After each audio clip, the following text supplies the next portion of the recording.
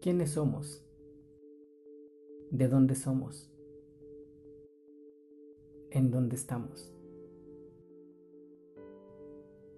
¿Y a dónde vamos? La población de San Francisco Catepec pertenece al municipio de San Andrés Cholula. Se encuentra ubicado aproximadamente 10 kilómetros al sur de la ciudad de Puebla.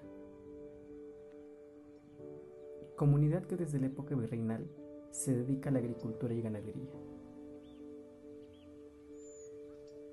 Hoy es reconocida por tener uno de los templos más representativos del barroco talaveresco. En su inicio, Acatepec fue un asentamiento prehispánico. Algunos escritores señalan que probablemente los primeros pobladores llegaron en el periodo conocido como el Preclásico, que abarca del año 2500 a.C. al 200 después de Cristo.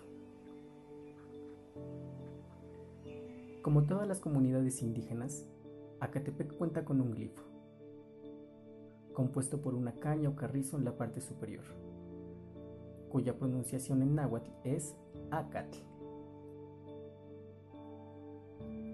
El cerro indica el lugar, y en náhuatl cerro se dice Tepetl. Por lo anterior, el nombre en la traducción al castellano es Cerro donde hay carrizos.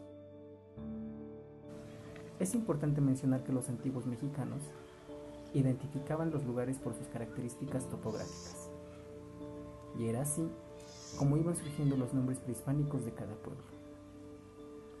Con la llegada de los españoles, se le denominó San Francisco Acatepec, por asignar como patrono protector de la comunidad a San Francisco de Asís.